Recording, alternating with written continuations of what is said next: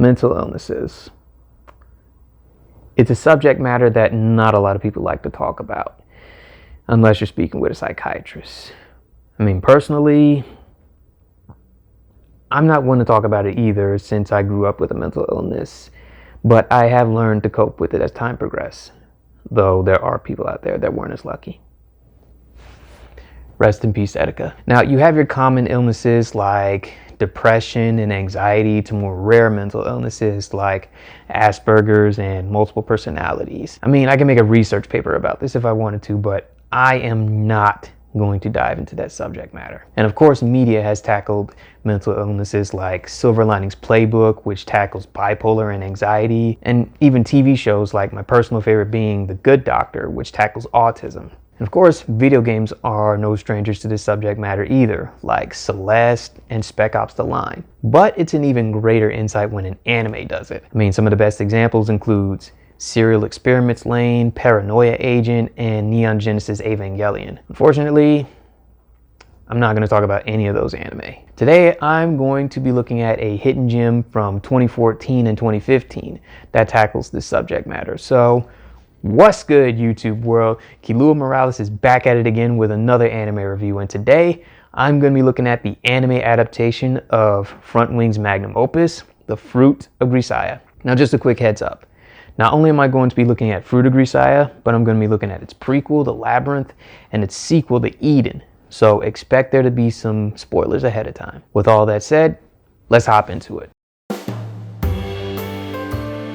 So the story follows Yuji Kazumi, a mysterious teenager deciding he wants to live a normal life as a student. But due to his circumstances, to put it lightly, only one school fits his needs, and that's a private school known as Mihama Academy with a student body count of 5 students, not including Yuji. And they're all girls.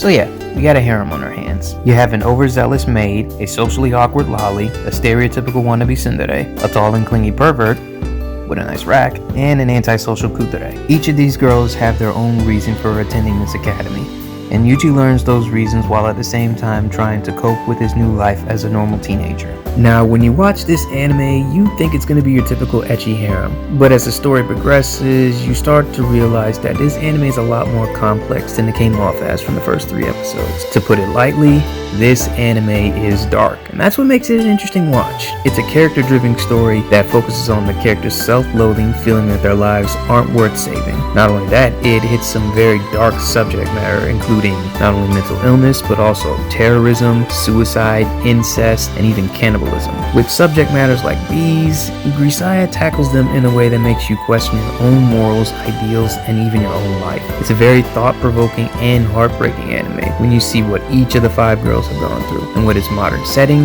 you see how realistic this anime is, making the story all the more thought-provoking, and how sympathetic the characters really are. As amazing as the first season was, it was the movie prequel and the sequel that really made the story stand out, as it focuses on Yuji's character and backstory. And this is where the main theme of the series really stands out, and that being the reason for living. As you see what makes Yuji tick through his point of view and the girls, you can't help but be surprised by learning what makes him the way he is, and see how the girls are affected by his past, especially when it comes back to haunt him, which amazes me that it ends on a very heartwarming and satisfying conclusion. It even has some comedic moments that legitimately make you laugh, but in order to talk about that, I'll need to talk about the characters, and I'll talk about them afterwards. Now, as amazing as the storytelling is, that doesn't mean that it didn't have any flaws. And most of the flaws came from the first season, as each of the girls' backstories, besides Mane's, were poorly executed and badly paced. Now, I played all 3 games to get a complete and fair understanding of the story, and to be honest, I was a little disappointed with how the studio told the story because it had a very promising start, but the rest of the story was completely rushed. In all honesty, if the studio had more time with this, then it could have easily competed for one of the best anime of the past decade. But as it stands, this factor did bring down the story, but fortunately not enough that it retracts from the anime entirely. But the story would be nothing without its characters. Now, before I even talk about arguably the best harem lead of all time, and yes, I do think he's a better harem lead than the likes of, Issei, Ayumu, Koyomi, and for damn sure, Kirito. I'll have to talk about his harem first. Now, each of the girls of Mihama follow a specific archetype, And they also have a specific mental illness that defines their character as well as making them three-dimensional, sympathetic, and relatable. For example, Michiru Matsushima is the resident tsundere. Well, if you ask me, in the words of Red from that 70s show, she's a complete dumbass. This is due to her backstory when she was bullied and abused by those around her. Thankfully, she found a friend that understood her pain, but unfortunately, that friendship doesn't last long as her friend committed suicide and Michiru suffered from heart failure due to the shock of witnessing it. After receiving a heart transplant, coincidentally from her friend, Michiru fears loss and tried to kill herself, but after going through physical therapy, she develops her tsundere personality and also ended up with a little illness called dissociative identity disorder syndrome, or as you all may know it as, multiple personalities. With her normal self being the wannabe tsundere that says the dumbest shit you'll ever hear, and her other self being more level-headed and quick thinking. In all honesty, Michiru is one of the weaker characters due to her having a weak character development. Yes, she has her moments, especially with her second personality, but her main personality was annoying at times because, as I stated before, she says some of the dumbest shit you'll ever hear that retracts from her character. But in all honesty, that's what makes her character unique, since she does have split personalities. Next, there's Makina Irisu, the resident lolly, who is in all honesty the weakest character out of the bunch. She was born in a family conglomerate where her mother's side of the family hated her and her father, leading to them being set up to be killed because her father came across their corruption. After being left by her father's dead body for 6 days, she was recovered and took 6 years to make a full recovery. Now, after rewatching the anime and playing the visual novel, she's shown to have a very high intellect, but is easily influenced by her surroundings. And she's also shown to have no filter. So not only does she have PTSD from her backstory, but it's relatively safe to say that she has Asperger's. To be frank, she's not a bad character, but she is the weakest out of the 5 girls. Yes, her backstory was tragic, but it was poorly executed, and you couldn't really feel the weight of it because of its execution and pacing. She's also the most immature, which is somewhat understandable due to the fact that she's technically the youngest of the 5. But that doesn't change the fact that some of the things she's done or said makes her very childish. And that's a huge flaw for her character. Also, her comedic moments weren't all that funny, as her moments concern her being influenced by her surroundings. In fact, the weakest moment of comedy in this anime comes from her breaking the fourth wall in the second episode. It was completely out of the blue and didn't add anything to the comedy or her character, making it completely useless and unnecessary. All in all, she was a weak character. Then there's Sachi Komine, the resident maid and the most normal of the girls. Now, her character and her mental illness were a no-brainer way before her backstory was shown. When you see how she's overly dedicated to following what she's told and has a complete mental breakdown when she fails, it's obviously not only a case of PTSD, but more importantly, obsessive compulsive disorder, or OCD for short. She's literally the most normal out of the 5 girls due to her backstory. Though it is sympathetic and tragic, compared to the others, it's fairly basic. She was a normal girl whose parents were working a lot and neglected her, which also ties into Yuji's backstory as we find out that she's Yuji's childhood friend. So when her birthday came around and her parents decided to spend more time with her, she runs away from home in hopes to find Yuji, where they used to play, only to be found by her parents who get hit by a truck, leading to her mother going into a coma and her father dying. Because of that, she feels that she caused the accident and swore to be a good girl and do what she's told. It's sad that she went through what she did, and you can understand why she's the way she is. But that's it. You don't get much from her character even after her character development, where she becomes more open about her feelings. And it's a shame because I wanted to see more from her, especially since she knows more about Yuji than the other 4 girls. As I stated before, she's the most normal of the 5 girls, though I will admit that she had some pretty funny moments, especially when it came to her over-dedication to doing what she's asked. Except for one moment when shit gets real. Now we come to the 2 best characters, starting with the oldest of the girls and my personal favorite, Amane Suo. Now, this kinky girl, who wants to be in a Rick James music video so badly, has some of the strongest character development in Grisaia, especially when it comes to her backstory, which is the most tragic out of the 5 girls. Her backstory also ties into Yuji's, but has a much bigger impact on his life than Sachi's did, as she reveals to Yuji that she knows who his older sister is. You see, throughout her time in junior high, she was part of a basketball club when she met his sister, whose name is Sachi Komine, until they were part of an accident, leaving the club in a very dire situation for over 2 weeks. During that time, Amane bonds with Kazuki as they grow close and follows Kazuki's advice on surviving. As the situation got worse with most of the students dying and the remaining survivors resorting to cannibalism, Kazuki guides Amane to a path where she can escape, but Kazuki doesn't run away due to her injured arm. When Amane escaped and guided emergency to the crash site, everyone was long gone, leading to Amane being bullied and harassed by not only her classmates, but also the press, making her believe that she survived by sacrificing the other classmates, Kazuki especially. She was already suffering from PTSD, but the aftermath made her suffer from survivor's guilt. Now she believes that she deserved to atone for her crimes, and got the perfect opportunity when she meets Yuji. Overall, you see how strong of a character she is, as she plays a motherly role for the rest of the girls, and tries to play a big sister role for Yuji. She only has a few comedic moments since they all circle around her promiscuity, as she tries to seduce Yuji at almost every moment, resulting in Yuji making some of the most savage commentary on her seduction. But that changes as she finally opens up to Yuji. All in all, Amane is a strong character that you want to see her live her life and find happiness. Now, as much as I love Amane, she's not the best girl in the harem. That honor goes to the last girl and the mascot of Grisaia, Yumiko Sakaki, who is the resident kudere, but is more of a tsundere that Michiru wishes she could be. Now, unlike the other 4 girls who were head over heels for Yuji after first meeting him, Yumiko was always hostile towards him, and it's completely understandable due to her backstory, since she's the illegitimate daughter of a conglomerate. You see, the thing is, her father wanted a boy to be the next head so that he could manipulate him, but since Yumiko's mother had a weak body, she wouldn't be able to have another child, as it would risk killing her and the child, driving a wedge between mother and daughter as her mental state deteriorated. Yumiko started questioning her own gender, and then it's revealed that her father had a mistress who gave birth to a boy, leading to Yumiko's mother committing suicide, and later her new little brother dying of an unnamed illness. With his plan backfiring, Yumiko's father tries to make her the way he wants her to be, only for her to severely injure a classmate who stabbed her in the back. At this moment, Yumiko is shown to have antisocial personality disorder, which is later revealed on how Mihama Academy was found, as it was meant to isolate Yumiko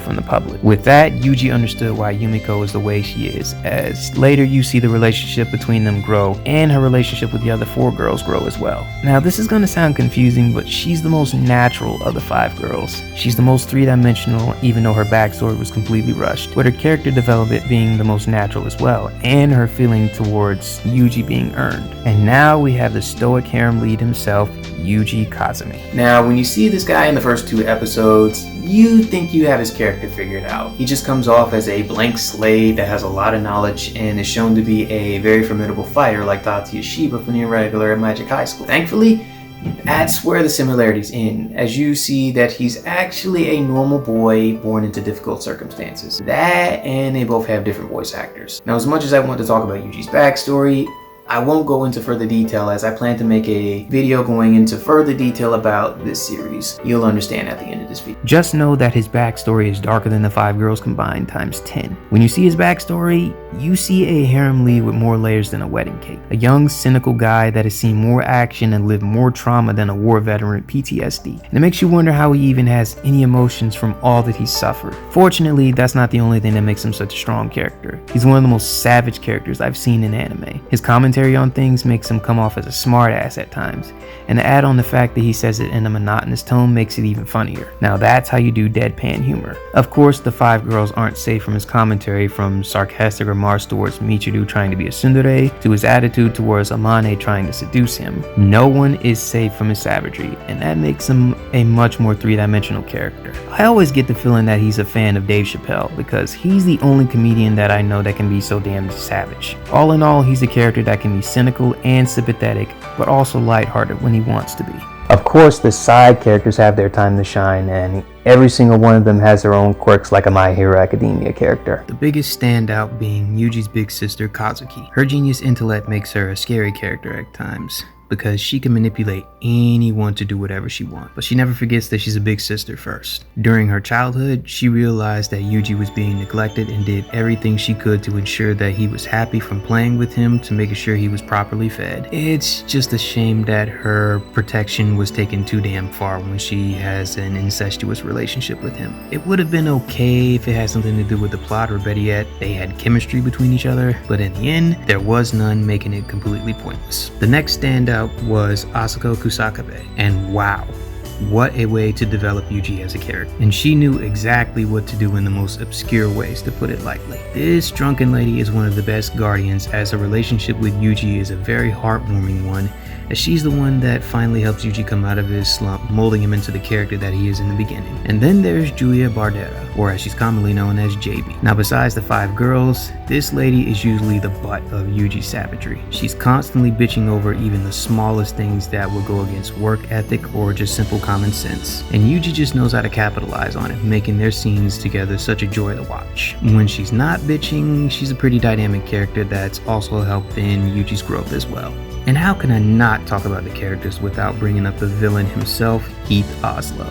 Wow, this guy makes a huge impression when he's first introduced. This terrorist is entertaining in his own way, but the way he's written, he was obviously meant to be hated. I mean, training orphans to become the ultimate killer, which involved mental manipulation and drug usage, this guy has no sense of morals. Well, maybe he does, but it's never shown. And he will stoop to nothing to obtain his goal. Speaking of which, for a guy as evil as him, you'd expect him to have a decent motive like revenge or even chaos. Unfortunately, that's not the case. This guy basically just wants to rule the world. Even though the way he goes about it is pretty badass, but that motive is pretty lacking. Isn't that right, Getsus? Of course! Shut up, Bison! Of course, the other side characters had their time to shine, like Agnes, a drill sergeant who desperately wants to be Arlie Erming, Lieutenant Jay, Yuji's flamboyant captain who should be in JoJo's Bizarre Adventure, Danny, the resident black guy who calls Yuji Shorty just because he can't pronounce his name, which is kinda stupid because all you have to do is say the letter U and the letter G. You can't get any simpler than that. And 2 other things.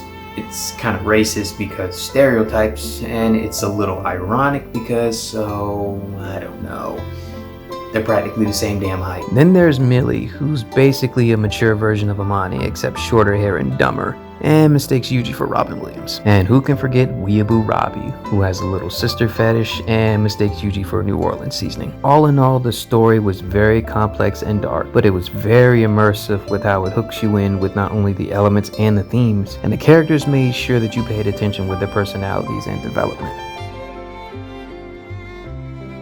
Now, when you look at this anime, what studio comes to mind? Well, for some people, it's Kyoto Animation. For others, it's PA Works, and I've even met a few people that thought Production IG. Unfortunately, none of these 3 studios were involved. The studio responsible for producing Grisaia is a lesser-known studio known as 8-Bit, whom you may know from their works including Infinite Stratos, Tokyo Ravens, and more notably, That Time I Got Reincarnated as a Slime. Now, when you think about that, you'd at least expect 8-Bit to bring out some decent art and animation. Well, in this case, they definitely hit the ball out of the park. I mean, it's nothing compared to That Time I Got Reincarnated as a Slime, especially since the Grisaia anime is older than that, but they definitely brought out their A game with this adaptation. Going with the widescreen format is very risky for any anime, but it made sense in this anime, making it very cinematic, allowing viewers to immerse themselves in the story and the characters. But there are also times when the animation stole the show, especially in intense scenes like the sniper scenes, though one scene had an unnecessary element. 8-Bit decided to stay faithful to the visual novel and made it even better. It really gives off the realism that the anime displays while maintaining the authenticity of the visual novel, and the background emphasizes the atmosphere of each scene. It's a shame that the character designs didn't live up to the rest of the animation, as the designs look like they were ripped straight from a late 2000s Kyoto Animation anime, which could explain why the 5 girls give off so much moe. The sound department, on the other hand, was just above serviceable, since the entire soundtrack comes straight from the source material, with the exception of the opening and ending themes, which in all honesty is a little upsetting since it would have been a little better if the studio remixed the songs so that it not only maintains the authenticity of the visual novel, but also make it a little more original so that it can further stand out on its own. Fortunately, the voice acting makes up for what the soundtrack lacked, and just like the soundtrack, they brought back the original voice cast with the exception of Yuji, since he didn't have a voice actor to begin with, and thankfully, it was Yuji's voice actor Takahiro Sakurai that stole the show. Now, if you're not familiar with Takahiro Sakurai, he voiced Suzuku from Code Geass and one of the most iconic video game characters of all time, Cloud from Final Fantasy. Now, his portrayal of Yuji had to have been difficult since Yuji never had a voice to begin with, but he performed it so smoothly and so beautifully that you can't help but feel Yuji's pain as he goes through his development. All in all, Studio 8-Bit showed that they can compete with the big names with the beautiful art and animation with a few flaws here and there. It's just a shame that the soundtrack could have been something better if they didn't use the original visual novel soundtrack, but that doesn't change the fact that they did set the mood for each scene, and the voice acting made up for anything that the soundtrack lacked. So overall, what can I say about the Fruit of Grisaia? This is one of the best anime adaptations of the past decade. It has a very straightforward and easy to follow story with sympathetic and relatable characters. It hits themes of suicide, mental illness, and self-loathing hard enough that it feels real, and the look and sound makes you see and feel the character's pain. It's a tragic story that has a very satisfying payoff, giving you a sense of relief that things work out. If you haven't seen this anime, this is a must watch despite its flaws. So I'm just gonna say it, and I don't care about the backlash. This is a better anime adaptation than Steins Gate. Now, with that in mind, I can proudly say that the Fruit of Grisaia is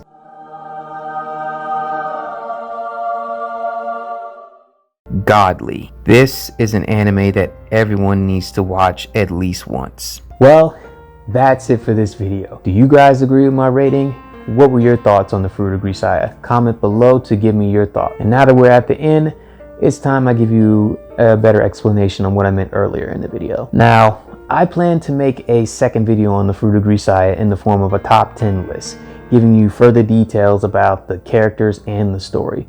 So be sure you're prepared to see that video in the future. But until then, if you enjoyed this video and want to see more like it, just like, comment, subscribe, and be sure to tap the bell icon so you're never missing out on a future video. But until then, thanks for watching. I'm leaving in Godspeed. Peace.